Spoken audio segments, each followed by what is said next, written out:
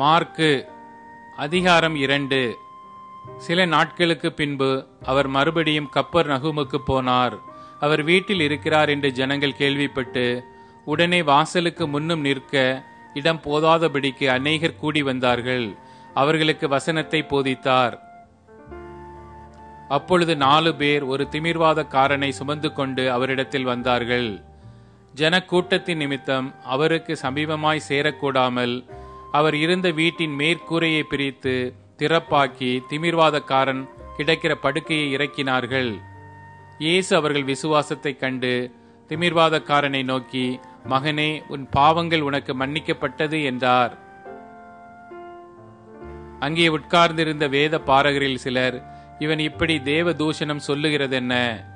தேவன் ஒருவரே அன்றி பாவங்களை மன்னிக்கத்தக்கவர் யார் என்று தங்கள் இருதயங்களில் சிந்தித்துக் கொண்டிருந்தார்கள்.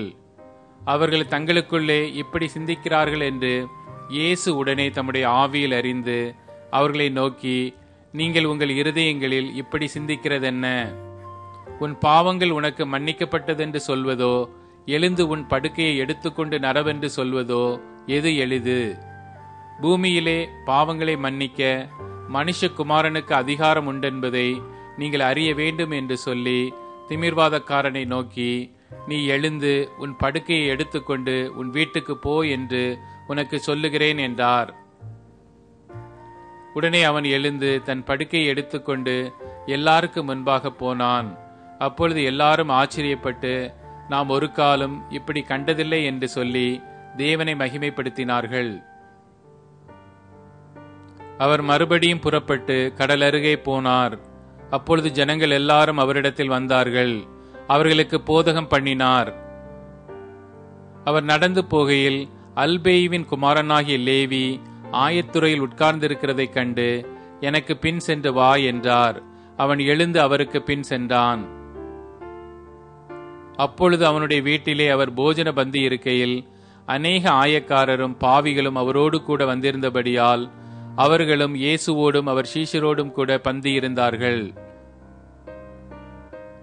அவர் ஆயக்காரரோடும் பாவிகளோடும் போஜனம் பண்ணுகிறதை வேத பாரகரும் பரிசேயரும் கண்டு அவருடைய சீஷரை நோக்கி, அவர் ஆயக்காரரோடும் பாவிகளோடும் போஜன பானம் பண்ணுகிறது என்னவென்று கேட்டார்கள்.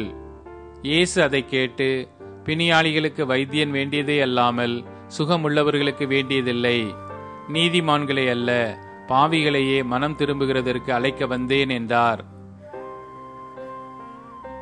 யோவானுடைய சீஷரும் பரிசேயருடைய சீஷரும் உபவாசம் பண்ணி வந்தார்கள். அவர்கள் அவரிடத்தில் வந்து, யோவானுடைய சீஷரும் பரிசேயருடைய சீஷரும் உபவாசிக்கிறார்களே, உம்முடைய சீஷர் உபவாசியாமல் இருப்பது என்னவென்று கேட்டார்கள். அதற்கு இயேசு, மணவாளன் தங்களோடு இருக்கையில் மணவாளனுடைய தோழர் உபவாசிப்பார்களா?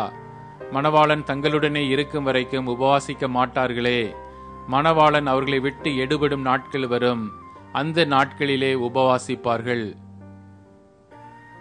ஒருவனும் கோடி துண்டை பழைய வஸ்திரத்தோடு இணைக்க மாட்டான். இணைத்தால் அதனோடே இணைத்த புதிய துண்டு பழையதை அதிகமாய் கிழிக்கும், பீறலும் அதிகமாகும். ஒருவனும் புது திராட்சை ரசத்தை பழம் துருத்திகளில் வார்த்து வைக்க மாட்டான். வார்த்து வைத்தால் புது ரசம் துருத்திகளை கிழித்து போடும், ரசமும் சிந்திப்போம், துருத்திகளும் கெட்டுப்போம். புது ரசத்தை புது திருத்திகளில் வார்த்து வைக்க வேண்டும் என்றார். பின்பு அவர் ஓய்வு நாளில் பயிர் வழியே போனார். அவருடைய சீஷர்கள் கூட நடந்து போகையில் கதிர்களை கொய்யத் தொடங்கினார்கள். பரிசேயர் அவரை நோக்கி, இதோ ஓய்வு நாளில் செய்யத்தகாததை இவர்கள் ஏன் செய்கிறார்கள் என்றார்கள். அதற்கு அவர், தாவீதுக்கு உண்டான ஆபத்தில் தானும் தன்னோடு இருந்தவர்களும் பசியாயிருந்தபோது அவன் அபியத்தார் என்னும் பிரதான ஆசாரியன் காலத்தில் செய்ததை நீங்கள் ஒரு காலம் வாசிக்கவில்லையா? அவன் தேவனுடைய வீட்டில் பிரவேசித்து ஆசாரியர் தவிர வேறு ஒருவரும் புசிக்கத்தகாத தெய்வ சமூகத்து அப்பங்களை தானும் புசித்து தன்னோடு இருந்தவர்களுக்கும் கொடுத்தானே என்றார்.